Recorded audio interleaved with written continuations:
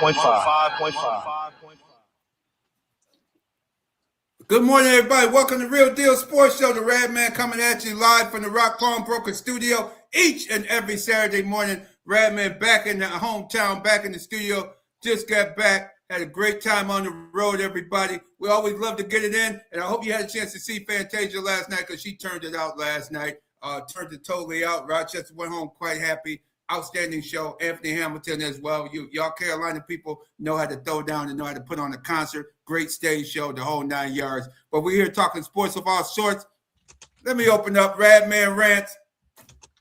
Buffalo Bills draft picks. Minicamp is going on. Matter of fact, minicamp is going on for rookies all across the league. The Bills did sign 12 undrafted free agents that they saw at the minicamp workouts. 2 contracts to come back for the regular training camp in the summer, as they always do. Each team will sign guys they see at the rookie minicamp, which took place yesterday in Buffalo. And I know it's different jerseys were given out. Torino Pride, cornerback, ended up with number 32. And here we go again. How do you give out your best player in the history of your, not only your team, but really you could argue in the National Football League? I mean, OJ's, come on. I'm saying it to you live right now. I don't think the Buffalo Bills will ever, and I say ever, win an NFL Super Bowl championship as long as somebody's on the field wearing number 32. If they keep wearing 32, that's going to be the problem, y'all. When you wonder why the kickers ride white or a fumble or Josh Allen runs backwards and scores for the other team, and you wonder, how did such a bizarre play happen? Well, it's because the Pagulas don't understand what Ralph Wilson was doing. Ralph Wilson never gave that jersey out to anybody. He never gave out. He didn't believe in putting jerseys on the wall. He got talked into the hoopla of the 3 Super Bowl teams in a row, and he said, you know what? These guys deserve to go up there on the wall. And so he started putting guys on the wall up there after the Super Bowl, the 4 Super Bowl in a row team, the Kellys, the Bruce Smith, the Thurman Thomas, those guys. But by that time, OJ's off the field situation came about, and unfortunately, at that time, it was too late, because if he would have did it back in the day, he definitely would have put OJ's number up on the wall. And quite frankly, he didn't have a whole lot of guys because he was so damn cheap and didn't want to pay anybody. He didn't have a lot of great players come through that deserved being on the wall. Cookie Gilchrist was one that should have been up on that wall a long time ago, back from the 60s. But the juice, let me tell you one last thing about, I'm talking on the field. We ain't talking off the field. On the field, first man to run for 2,000 yards. 2,000 yards. Nobody, 2,003 yards in a single 14-game season. That record hasn't been broken yet. How about most highest rushing yards per game in a single season? I'm talking about how many yards a running back runs for 14 games in one season. Or now it's 18 games or 17, 16. Now it's up to 17 games. But what's the average? OJ's average was 143 yards. Who the hell runs for 100 averages? Their average per game is 143 yards. You ain't had no Barry Sanders. You ain't seen none of these other cats. Name them. Emmitt Smith. Name all the great running backs. Whoever your favorite running back is, look up their stat. They never averaged 143 yards. That record, I don't know if that record will ever be broken right there. Most 200-yard games. He had that until last year. He had the most 200-yard games, which were 6. That record was broken by Derrick Henry last year. Last year was 2025, people. The man stopped playing in 1975. What that Buffalo fans, let people know, put the Juice name on the damn new stadium. Put them inside the stadium. Come on. Pagulas, wait, tell the Pagulas what time it is, because he don't know nothing about hockey or football. He don't know nothing about football. Come on. Let this man tell the truth about what it is. Consecutive 200-yard games, twice in 73 and 76. He had 2 games, and what that means, consecutive 2 games in a row. 1973 and 1976, 2 games in a row of rushing for over 200 yards in a game. The league MVP in 1973. Has the Bills have a league MVP since 1973? Had the Buffalo Bills have a league? I'm talking about a league MVP. Josh Allen. Yeah, one. Josh Allen just won it 2 years ago. Yeah. What was that? 2 years ago? Yeah. It was a long time, Radman. 1973 was the last time the Bills had a league MVP. There's Josh Allen, Thurman Thomas, Andre Reed, Joe Cribbs, Bruce Smith. Who's the only other Buffalo Bill to have a league record that was on the book? And that book is not on the book any longer. But I'll answer the question. That was Bruce Smith. Bruce Smith, the only Buffalo Bill that had a league record for sacks. That's the only other Buffalo Bill. And it pisses me off that the people in Russia, New York, the people under the age of 50 don't want to look up their record books. Do your damn homework. The Juice is the man. Put the Juice damn name up on. It shouldn't be a debate. You want to talk about, well, he mistreated women. Some guy from the Bills, I talked to them a while back before the season ended, and they were telling me, well, Mrs. Pagula is against violence to women. I said, okay, cool, okay. I agree. I understand you. That's cool. So that's one of the reasons she has against the Juice? Well, tell her to look up a guy by the name of Jim Kelly, the Bills quarterback. Look him up. Look up the Bills of that era. Heck, remember when the woman got punched in the face in the bar after the Bills got blown out in Pittsburgh? Allegedly, Jim Kelly iced and broke the woman's jaw. Do y'all remember that? That was in the news. Allegedly, out there in Orchard Park. You remember hearing about it? He iced the woman because the woman was on him because he threw so many interceptions against the Steelers. Allegedly. Come on, give me a break. You can't pick and choose. If the Bills are going to be a great franchise, a great organization, then prove it. Stand behind your guy. He's your guy. Oh, Radman. On the football field. On the football field. I'm saying on the football field. I'm not talking. I wasn't fitting him off the field, but on the field, the first NFL player to have a TV commercial, Hurts, a nationwide TV commercial, and he was a Buffalo Bill. People didn't even know where Buffalo was, except for my cousins in Alabama. They said, "Damn, you guys got good people." You said, "Where's Buffalo?" Hey, this dude named the Juice, man. He's up there doing that. People didn't even know where Buffalo was back in the 70s. We had to tell people where Buffalo was at. Come on, y'all. People tend to forget. Ralph Wilson was moving the team to Seattle, Washington. He announced that the team was moving, and the Juice went off for 2,000 yards that year, and the league forced him to keep the team in Buffalo. And he also, the kicker to the deal, the NFL commissioner made the other road team. Whenever the Bills played on the road, they paid O.J. salary. They paid O.J. salary. The road team. I got to ask. Because I understand what you're saying. You're talking about the Buffalo Bills. I can't hear you. Go ahead and ask. Organization. At what point are we going to look at the players and say, have some respect for the team that drafted you and the great players? Then the players don't have to choose that number. I understand what you're saying. Where the organization needs to ban it. But what about the players choosing it? Hold on. Well, right now we're talking about an undrafted guy. No, this is a drafted guy. This is a drafted guy. Torino Pride, a cornerback out of Missouri. So do you think Torino Pride is in any position to say to the Buffalo Bills organization, "Nah, I don't want 32"? Oh, I thought they picked the numbers. I thought they got the pick. Nah, man. Listen, you get what we give you. Unless you like the first round guy. Yeah, round guy. Like okay, because my man in the third round for Miami, he got his college number. He picked that number. Yeah. Right. Yeah. Again, he might have been a guy who was a little more coveted, but man, listen. You don't just walk in the league and say, yeah, I want this number, I want that number. You're gonna take what they give you and hopefully do play well enough that you can, somehow, talk your way or work your way into a preferred number. Yep. Right. Yeah, but most people, to wrap up on the Radman rant, most people, these kids never heard of O.J. These kids never even the Torino Pride. It would be their dad or their grandparent. Somebody would tell them, "Oh, you going to Buffalo?" That's the point, Radman. That's the point. They don't want to have the blight of him being the same for this multi-billion-dollar organization. But we understand your thought process, Radman. We know how you think. Your thoughts aren't somebody else's thoughts. I don't give a f what you think. Your thoughts ain't my thoughts. That's right. And if you're going to say violence to women, there's several guys up on that wall right now that participated in violence to women, allegedly. It was in the news.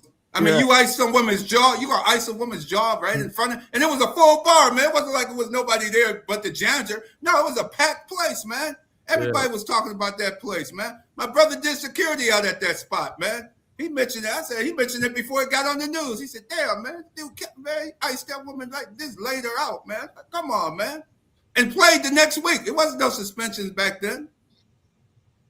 It wasn't no suspensions. Okay, Radman. All right, we understand, and we want to thank you there for that Radman rant. We know how some things go on. And I told you his ass should have been ran after the 13-second game. Everybody knew it. You should have fired his ass. The guy should have been gone. You get a lead with 13 seconds left. How do you lose the game? How do you lose it? And speaking of that packed house I mentioned during that Radman rant, it was an unpacked house a few weeks ago for our boxing match. Friend of the show, Derek Gramlin. Friend of my show, nice dude. But that Clay Harris, please go sit down, brother. Don't come out. If you're going to come out on the street in front of the Blue Cross Arena, they could at least let you in the hallway. You could have waited there, had a hallway or something, man. But damn. We got two Radman rants today. He on fire.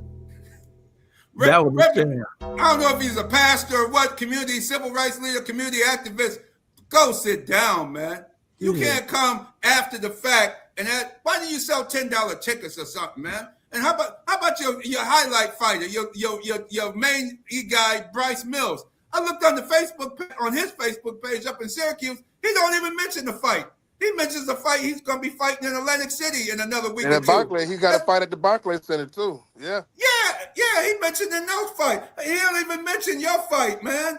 Come on, man. I wouldn't pay him 30 damn cents, man. If the dude instead of $30,000, you can't even promote my fight on your fight and I tell you what, bring 500 people from Syracuse. I'll pay you that kind of money. Bring me at least 500. If you can't bring me that'd be in the contract. If you can't bring me 500 people from Syracuse, New York, man, you ain't getting no damn $30,000, man. Rabbit, you want them to look at the contract. If you listen to any of those interviews, they didn't even know what they was looking at. They never even looked at the contract. If they did it all, they needed help all over the place, no projections. I like what they try to do for the community, but man, that was poorly executed. Gremlin should be the only one talking, like you said, that Mr. Clay Harris. How you gonna be asking for donations, then trying to pimp Jesus, and then you're gonna be trying to be nasty to the reporter for asking a simple question? Come on, man. Really humble yourself. And then when she quoted the Bible, you couldn't even come back with a verse to contradict her. You're going to have the nerve to say, what church you go to? Man, what church you go to, man? What the hell are you talking about, man? You don't find that suspicious? That man is on fire today. Yeah, I will say this. I'm not opposed to making some sort of public request or plea from the community. You know what I mean? Because communities do come together. I just think once she asked her question, which was a valid question, do you feel like it's the community's responsibility to pay for the event? That was where it went off the rails, and I would have loved to have seen him say something to the effect of like, we know it's not the community's responsibility, but we're coming to the community and asking during this time because the support will be greatly needed, greatly appreciated, and allow us to continue to throw or do more events like this in the future. And and I just think he could have left it at that. Shout out to Mr. Gramblin, man. That came on the show, man, prior to. So he was definitely, putting in the legwork, and how he handled himself at the press conference. He can't say enough good things about how he conducted himself and everything that he said and shared. Took accountability, spoke to what they did do. He said, hey, we put in the work. We were out here, you know what I mean? And sometimes in a promotion game, these things happen. And, so we took it on the chin, and I respected that, 1,000%. So shout out to him. And, again, would like to see more of these events come back to Rochester. So I do hope, things get rectified. Agreed there, Bilal. Agreed there. And remember, y'all, to like, comment, and subscribe to Real Deal Sports Show on YouTube and Facebook. And we talk sports of all sorts, including the game of life. And one thing any boxer would need is some award-winning insurance. And speaking of that, we have our award-winning Miriam Rivera Insurance Auto Agency, but they offer auto, home, health, and life insurance. Check them out over there at 1038 Lyle Ave or 511 Bean Road, Suite B. Give them a call at 585-360-0094. And moving on there to the NBA action. Oh, and guys, real quick, she has T-shirts for you guys. Stop by the Lyle Avenue location and pick up your T-shirt like the Radman, promoting Miriam Rivera, number 1A sponsor for Real Deal Sports Show. And moving on to the NBA. Still on board with us.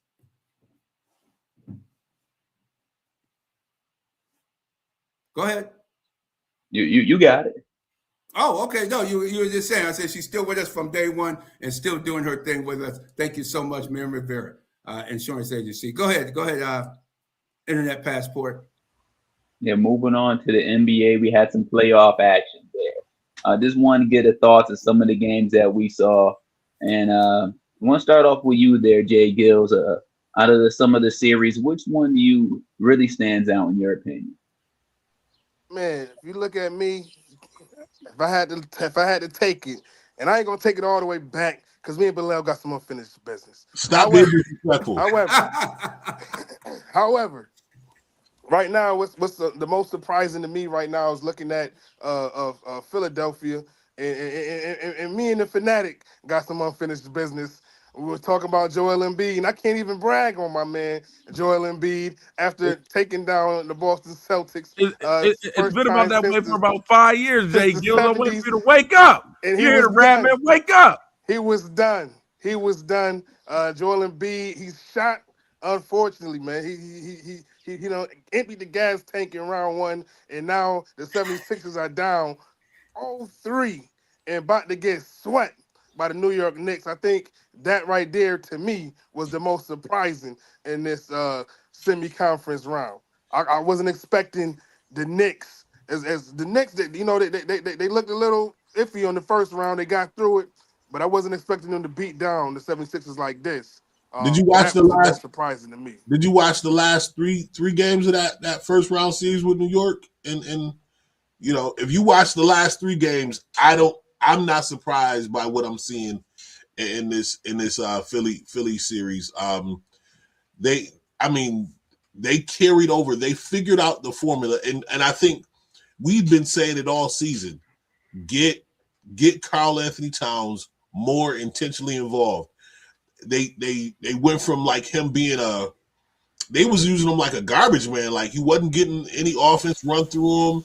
Like, yeah, they was treating him like Cedric Ceballos. To me, Cedric Ceballos is one of my all-time favorite players because he was the original. I call him the original garbage man. No offense. They didn't call any plays for him, but you look at the end of the game and he have 18 and 10.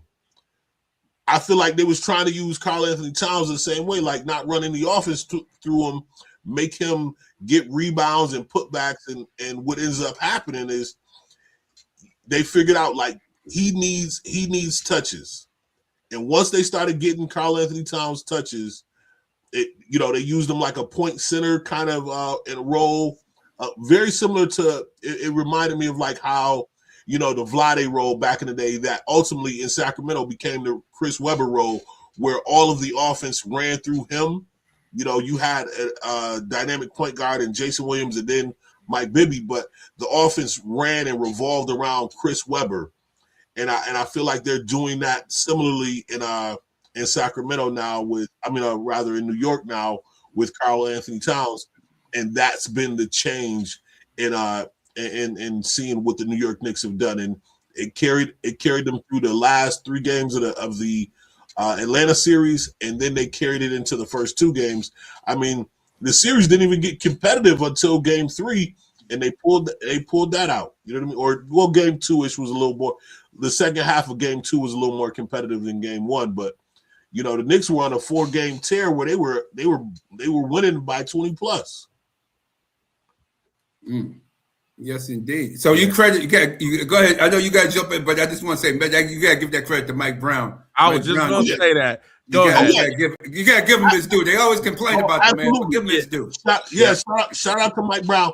And the reason and I'm a Fanatic, you could jump in here in a second, but the reason I think that's doubly important is Mike Brown.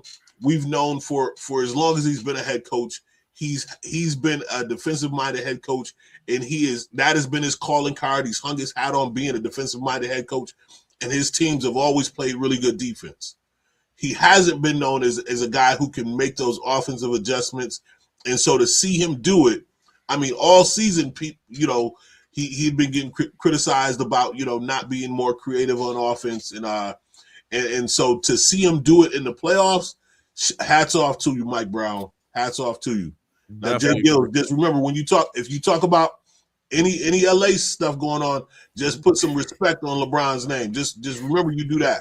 Oh, jeez. You said name or 2 more games? Hey! Remember, you didn't even see him making it to round 2. I didn't see KD either. I didn't see KD either. It sounds like sour grapes. Hey, I'm definitely about to get out the way on this one. I'm gonna let y'all two have at it. All I did was say, Radman, you definitely took the words right out of my mouth. With that astute point. To me, Mike Brown, man, he was on the verge of about to get fired if the Knicks would have lost that series. Everybody's talking about Thibodeau and what the Knicks weren't doing. And to me, I'm looking at this Knicks team. They right now are playing so cohesive. Jalen Brunson definitely needs to get more love. To me, they're playing defense. It's the Mike Brown, what you said, Bilal. Mike Brown has a great defensive strategy, but he went to Golden State and worked under Steve Kerr. And man, this offense is flowing like they got Steph and KD and Clay out there, man. And shout out to Klay Thompson, man. Y'all gonna stop talking about that man's name. What happened with Meg Thee Stallion? But hey, I'm sorry that was what happened, Meg. But come on, man. You ain't got to air my man out like that. But another subject for a different day. And so for me, man, the Knicks, they really out here hooping. They look like the Villanova team is back at it again. The way that they are running up and down the court. I really love what the Knicks are doing. And again, Mike Brown really set it up. Bilal, you said it perfectly. It really is having Karl Anthony Towns in the middle, really helping them out. He just has his feet are just so slow. He has so many just bad fouls, man. We're just like, move your feet, dog. Pick up your feet. He need to go on the ladder all day. But I am really surprised with what is going on with Philly. But I'm not really surprised because really they're 2 different teams in one. When you got the big fella, we got J-GILLZ king from 10 years ago. He better than the Joker. Neither one of them played that well this postseason. But Joel Embiid, I'm just glad to see him up there lumbering. But that man, his jersey is meant to wipe up the sweat on the floor. That dude stay on the floor, man, just sliding everywhere. He look like a pro wrestler half the time. I'm like, somebody help this man. I feel bad for him. My knees hurt when I see him falling. He ain't lying. Yeah, but it's two different teams. Maxey and VJ Edgecombe are trying to get up and down and run. And then they got to look back for the big fella, Paul George. He playoff bad. Here he come doing what he do. He think he's Steph Curry. All he do is shoot jump shots. That team is just right now a little bit mixed up. I would get ready to let Embiid go and really turn the keys fully over to Maxey as your one. Let Edgecombe. They're not going to win the chip anyway. They weren't going to win it either coming into the series. Let Edgecombe have his Kobe moments, throw some air balls. He's had some ups and downs, but VJ Edgecombe can play, and I think he can be a number 2 on the championship winning team. I think that highly of that rookie, man. And so Maxey definitely to me may not be technically a bona fide superstar. He is a superstar in my book and definitely could be a 1 on a championship team. So that series is real interesting. I'm going to go real quick, and I'm going to pass it to Bilal. I know you're ready to jump in. Is that Anthony Edwards and Victor Wembanyama, that Spurs series, that's a series. Hey, they letting them play football out there. I ain't never seen so much body since I was at the Rochester Sports Garden, man. They was bodying each other up last night. They was hitting each other, and the refs were just looking like, what you looking at me for? Castle pushing, Jaden McDaniels pushing. It might be a real fight in that series, so please, announcers, don't act all horrified because the refs letting them play. But to me, Anthony Edwards, and I know stat line-wise, it is going to look amazing for what he did last night because I know he did have a really good game numbers-wise. But to me, You can't go into that fourth quarter at home in a pivotal game 3. You know Wembanyama's having a crazy game, the fourth player ever with 35 points or more, 15 or more rebounds, and 5 blocks or more. That is a ridiculous stat line that Victor had. Anthony Edwards, that dude. I think he's the best American player that we have. I think Jalen Brunson deserved more of consideration on that list just for all he does team-wise. Anthony Edwards, he out there shooting jump shot after jump shot. Come on, man. Get to the hole. I'm thinking he's saving it for the fourth to keep his team within striking distance, and I know he's coming off his injury. Man, but that team, he got in that fourth quarter, kept shooting jump shots. I think he needs to be more aggressive in the fourth, especially at home, especially when the game's hanging in a balance like that. The rest was letting you play. The home crowd was electric. Get to the cup. Stop with all these jump shots. Really create something for your teammates. I was disappointed in Anthony Edwards' fourth quarter last night, especially, again, that's why you got to watch the game. His numbers look great, but if you watch the game, to me, fourth quarter, he was not the superstar, especially as Victor was having that game. We all know in basketball, it's a team sport, but also in basketball, it's a one-on-one sport. Guard your man, you guard your man, I'm the man, my team is coming for your team. And to me, I think Anthony Edwards, to me, let his team down, specifically speaking, so folks can hear me, in the fourth quarter, especially in a game 3 at home with Victor Wembanyama, which that dude is something special, man. We are lucky for the NBA moving forward. Most definitely. You saw his frustration. And you saw Ant-Man's frustration, especially after getting D'd up, getting blocked up, having to grab the jersey, like you said, going back and forth. But we gotta look at it like this too. We wasn't expecting Anthony Edwards to even start this series, let alone play every game that's so far. So I think you got to cut him a little bit of slack coming off that knee injury. You know what I mean?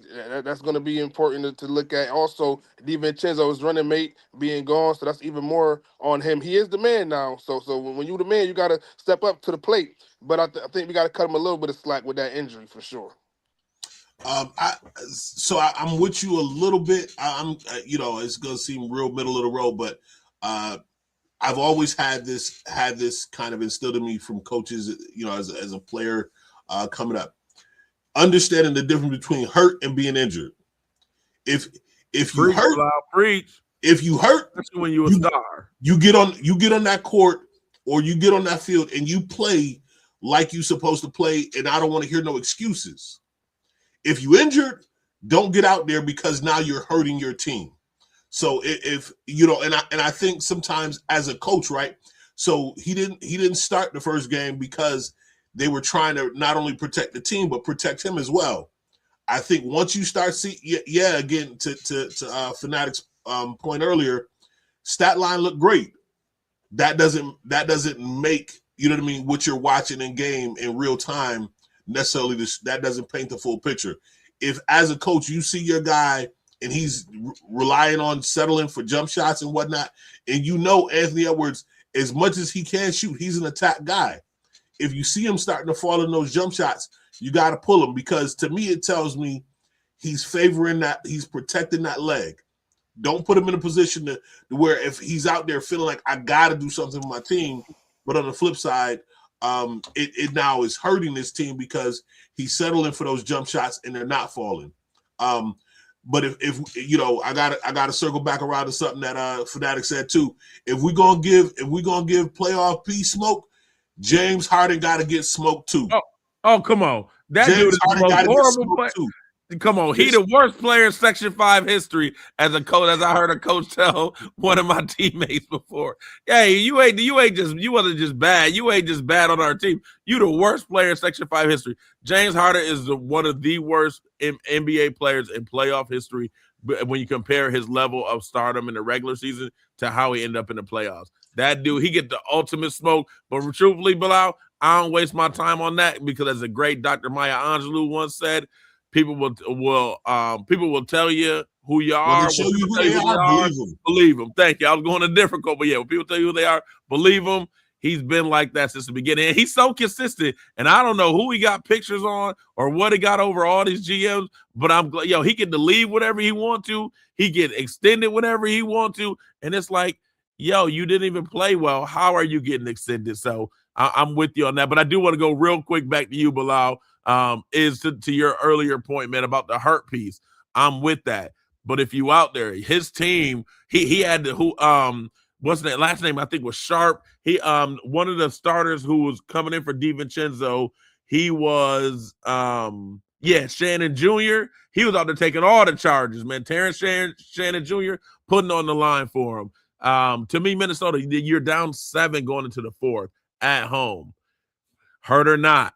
And I read the story about Peterson and his creatine, and that's what had him going to the hospital and threw him all off. Whatever you need to get shot up with at that point in time, when it comes to the 4th quarter, game 3 at home, and you down 7, hey, dog, don't be looking at the yous and me's and on the 2, 3, 4. Don't be looking about who you don't have. Your team is keeping you in it against a really good San Antonio team. Close that deal. And close that deal.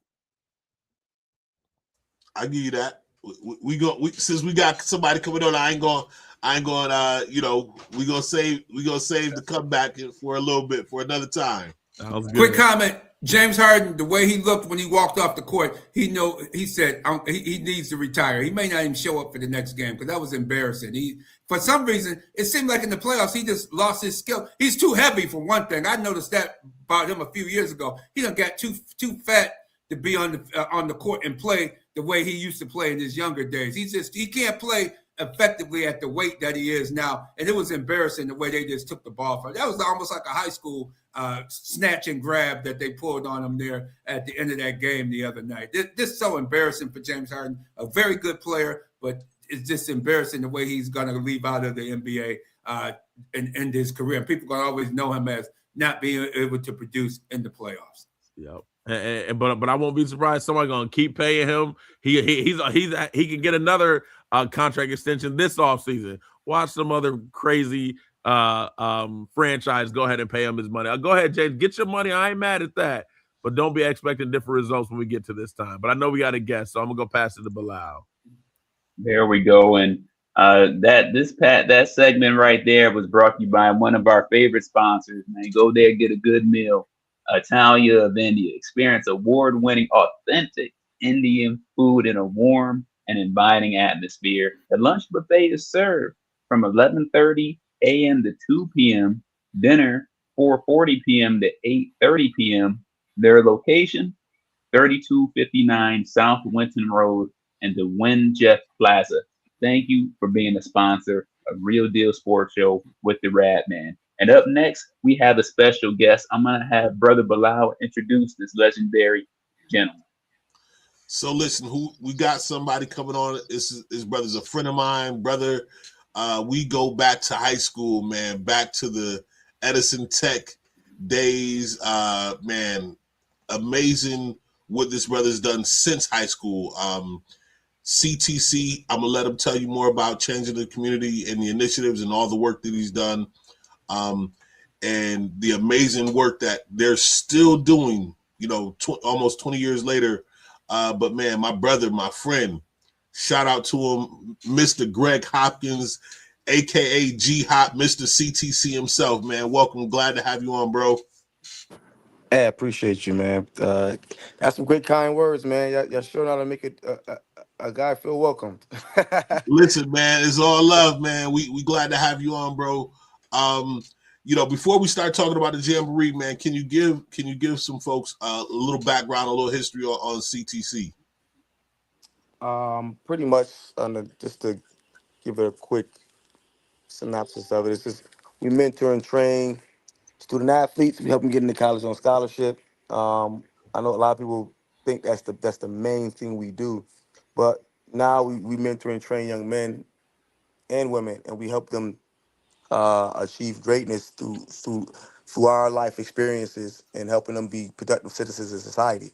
A lot of people see the football and they see the young men getting scholarships and going to the league and all that stuff, but a lot of people don't know that we work with youth coming out of recidivism every week, and we have great credible messengers that go around in the community and make sure that those young men and women, get back on a good foot and actually navigate through life to try and get out of that the issues that they are in the community. So, but that's not the shiny toy, right?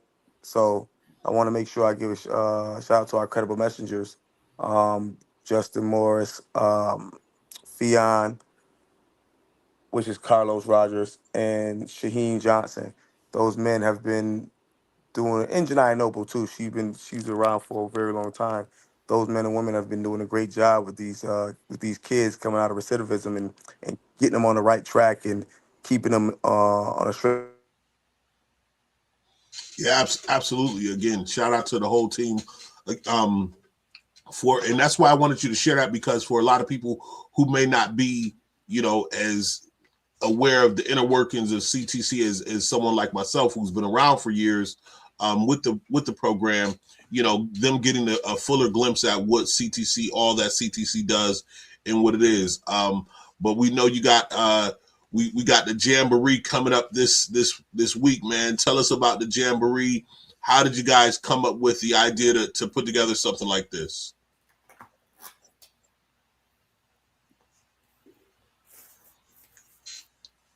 You still with me, G-Hop?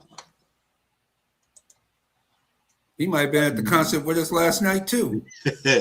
Yeah, we might have lost him here. We'll see if we can get him back on, but or if he's muted, he may be muted. But if you can hear us, G-Hop, let us know.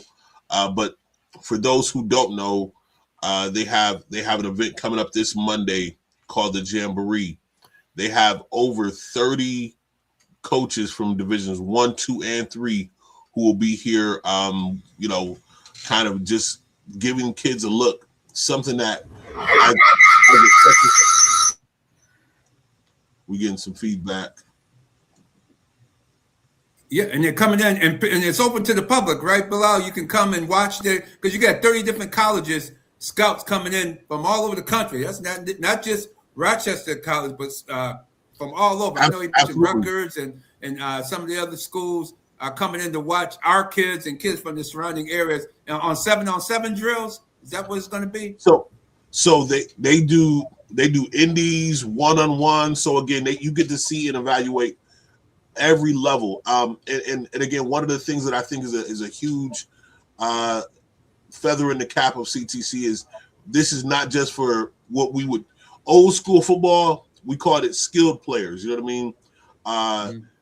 If you know anything about the game of football, you know how skilled someone has to be in order to play on the offensive, defensive line as well. So we'll call it the big skill positions. They get love too. They have sessions where they're doing one-on-ones and getting awards and recognition. So the coaches get a chance to see and evaluate the big men skill positions as well. So it's not just so they have the lineman challenges, they have the one-on-ones for receivers, the quarterback drills, and then because there's about 6 or so schools participating: East High, Monroe, Rush Henrietta, and again Health Sciences, I believe, out of Buffalo, and some other schools. So there's about 6 schools all participating, and these schools are going to be at the culmination after they've done the one-on-one drills and the individuals. They're gonna then compete 7-on-7 against teams. So now you can see what these guys look live. You know what I mean? In a rep. You know what I mean? Kind of in a game type situation. And there were some catches made last year.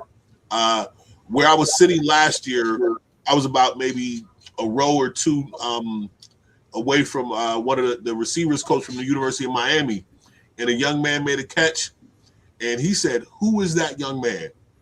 And within the next 5 or 10 minutes, was then talking to that young man's parents.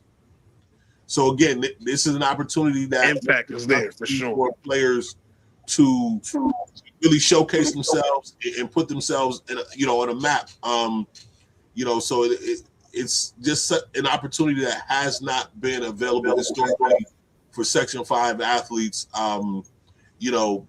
Rochester's a mid-sized city for the state, but would be considered a smaller size city in terms of where people are looking for football or Division I level talent. But we've been producing the last few years, and I think it's It's a big shout out to programs like CTC and Greg Hopkins and the work they're doing to develop their young athletes. Also, again, and I don't see we got Greg back. It looks like we have him here. Let's give it one more chance when it comes to that audio. Mr. Hopkins, are you there? Yeah, I'm here. Can y'all hear me? Okay. Yes, sir. Yes, sir. Much better. Okay, yeah, no, listen, I was just sitting back listening. I didn't know if I was on or not. I'm like, dang, am I in the queue or not? But you did a great job, man. You did actual, it was actually pretty good to sit back and listen to you give that synopsis of what your overall view was of what you saw. That's actually pretty good. If I say so myself, that was real good. That was real good. Hey, Greg, can you, the Radman here, can you just give our audience one thing I really love about this story is when you went to college, you played football, and when you went there, you saw your kids coming. You were like, wow, how did this kid get on scholarship? And this kid, wow, wait a minute. Yeah. And you came back to Rochester and said, hey, I can do this here in Rochester. Is that how these kids got scholarships? Well, you came back, and people, listen up, people in our listening radio audience, it's not only for sports, for football. This is a way of life where you can start your own business, where you see a need in your community that you live in. You can then come back and make a difference by coming up with some type of program for not only what it is in the way of life to make your community a much better place to live. Can you give a quick story on that, Greg? Yeah, it's funny. So a lot of them was my friends who I grew up with. So we all was from the inner. We all went to the inner city high schools with Wilson, Marshall, Edison, East, and none of us was recruited out of high school. And so, but we in our heart of hearts believe that we can play at the next level. And so, we used to go to U of R and play on every Sunday, and we should do, we used to do like 8-on-8 out there. It'd be just everybody playing mano a mano. You got whoever you got your man, and your man got you, and it was all day long, and we'll just play. It wasn't essentially 7-on-7 because sometimes, like I said, we'll have 8-9 receivers on the field running routes, being guarded by defenders with a one high safety, obviously, and that was it. And so that's not even realizing that's how we really honed a lot of our skills, and being self-taught. But when we went off to school in JUCO and Division III, a lot of my friends and us, we all Americans and all conference players, and a couple of them had a shots to the NFL, and it's like, hold on. We was under recruited. We wasn't even recruited at all. Went to college, balled out. So I'm looking at this landscape. I'm like, yo, if we did this, imagine if we did have somebody that was giving us knowing what we know now. So I was like, man, I know what I know now. And one of my coaches, my DB coach who recruited me out of JUCO, played for Nick Saban at Michigan State. And when he came and recruited me, that was what catapulted everything to this day, because he taught me the game of how to really play it at a high level. Obviously, I know who Nick Saban is. Obviously, he's one of the greats that ever coached the game, and my coach played directly for him. So the same type of style, and I didn't realize this until, when you start looking at coaching trees and you start really realizing how people break down the game. That was the same mentality that he instilled in me, because that's what he knew. That's all he knew, right? And so he was the guy, Eddie Brown. He was the guy who, I don't know if y'all know, he was the guy who tripped Desmond Howard in the end zone when Michigan versus Michigan State, when Michigan was supposed to go undefeated, and they said it was supposed to be a pass interference. That's for people who are a little older, but yeah, he showed me all his hate mail, and I'm like, man, shoot, well, I want to be taught by a person who locked up the Heisman Trophy winner. Let me let you teach me the game. I had other opportunities to go to schools, but that's what really kind of made me choose him, because it's like, okay, you really played it. And again, at that time, I know who Nick Saban was. Like, it was he was saying it, but I'm like, Nick Saban didn't even win nothing at that time. He was winning, but he didn't really win nothing. I don't think at the time he didn't even win a national championship. I think 2 years later he ended up winning for LSU. But so after that, just in a nutshell, just going to college and seeing some of these guys on scholarship, and it's like, yo, how? I got guys at home that played for me, that played with me, and I'm like, they way better than these guys that's in college, or people who I knew that was better than me at the time in high school. And I'm like, how? And they didn't go nowhere. They still at home. And so I was like, yeah, nah, we got athletes, we got talent, And then once we started going on the circuit, taking these kids on the road, and then obviously instilling the same skills and drills and mindset that we had, and instilling it in the kids and the belief that they had. Now that they got, we were just going to these tournaments and we wipe the floor with people. Like we literally be winning tournaments left and right. And I know people just be like, 7-on-7, but it's still you gotta have some skill, right? You gotta have some 7-on-7 won a state brick this year, so the state so you know what I mean. For anybody that question what 7-on-7 can produce, quick question: if what can you tell people what time is the jamboree on this Monday? What time is the jamboree for this Monday? I'll get into that. Also, I want to give a shout out to the guys who helped founded the program: Cadero Jackson, Brent Brady, Shakobi Riley, Nabil Elamine, Raji Elamine, Jermaine Grimes, Mark Wilson. Who else was with us? Dwayne Williams. And what time tomorrow people can come out and watch this excellent event? Monday. This Monday, 5 to 10. This Monday, 5 to 10. And 5 p.m. What's your social media? What's your handle on social media so people can get on at CTC the number 4 change.com. All right, listen, at CTC4 for change.com. The number 4, sorry. The number 4. Show G Hop and CTC some love. I'm gonna say this, man. Appreciate you having you on. For people that don't know, a lot of the proceeds from this event, there is no charge to get in, but there will be concessions. The proceeds are going towards helping Monroe. Actually, we are doing a charge. We're doing a $5 cover charge. Okay, so $5 to get in. Last year we didn't charge, but we're doing $5. So $5 to get in, and again, proceeds going towards helping Monroe purchase state championship rings for all the players. So, man, again, just more admirable give back work by CTC, man. Much appreciated. Appreciate you having on. You know what I mean? I know you got a busy day, but we will be in contact, sir. Appreciate it, man. Thank y'all for having me. Appreciate what you're doing, Greg. Appreciate what you're doing. Keep doing it, all right? Nah, thank y'all. Appreciate you. No doubt. See you tomorrow night. We'll be stopping out there, definitely for sure. And as we wrap up, guys, we had a death that really surprised me. I thought the guy had already passed, but I was like, oh, wait a minute, I didn't realize. But Ted Turner passed away just earlier in the week, and Ted Turner made a big difference in my life and a lot of people my age group and under.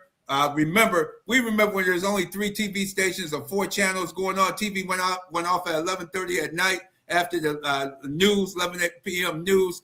Ted Turner started the TNT, the Super Station, and he put it in, and since he owned the Atlanta Braves and Atlanta Hawks, he put their games on there as well as TV shows from back in the day during the time. Sanford and Son and all the different TV shows that had been on during that era, syndicated shows. And people kept saying, man, how you going to do that, man? People don't want to watch sports all that. And then he did put in CNN, started news. He said, people don't want to watch news 24 hours a day, some days a week. How that going to work? Well, guess what? People come into the club at 2 a.m. and start and happen to see the news and catch up on what's going on in the world. It's amazing. Ted Turner, you made a big difference. And not only my life, but millions and millions of people. And now people were like, what's cable? What is cable? We didn't know what cable was. What the hell is cable? That's not going to work. What is this?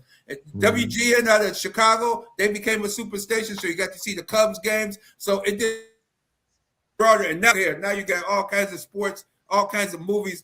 You can see almost what you want nowadays. And it was all, to me, started and generated by Ted Turner down there in the Atlanta, Georgia.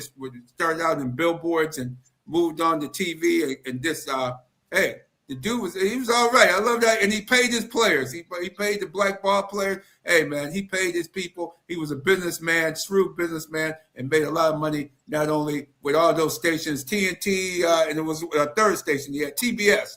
TBS was another one, the Turner Broadcasting station. So Ted Turner, rest in peace, my man. You did your job on Earth. He definitely made the world a much better place to live.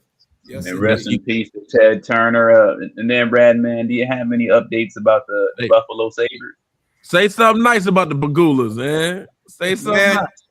Something nice. They making some playoff money for a change. The Sabres had a tough time last night, losing 5-1 to the Montreal Canadiens. I think it's going to be a 7-game series because the Sabres and Canadiens are pretty even. The Sabres seem to be a better road team. And Morris Thompson down there in the Beltway, he remembered the old days. People out there selling shirts and hacking, trying to make that money out there down there at the old Aud. Now they're in the new arena, Key Bank Arena. Sabres, good luck the rest of the way in the playoffs. Yes. Let me just, man, I know, BacSpin, man, you can get on in here, but I gotta say this before we get off. Yesterday, make it quick. Yesterday we buried a legend in the form of Bishop Charlie Wells. If you're familiar with the church community or the gospel quartet community, this man was a giant. And so rest in peace to Bishop Charlie Wells and to all the Wells family. Man, you know, God bless you. Prayers and condolences. Goodness gracious, man. Time is passing us by, fellas. Like all these, you know, past people passing away. It's like Jay-Z said it best, man. The only thing worse than getting old is not getting old. You know what I mean? So, you know, keep on keeping on. And happy Mother's Day to all you mothers out there. Yeah, you know yeah. Happy Mother's Day. I want to say that. But another great show, fellas. Y'all keep doing the damn thing every week, man. Real Deal Sports Show. Appreciate you guys. Appreciate you, All back. right, Be back. good Go sport. ahead, Like, subscribe. Yeah, Happy Mother's Day. Keep it where you need it, Rochester, New York. Y'all know the vibes. The Bag of Time Mix Show is on the way right here on the Beat 105.5.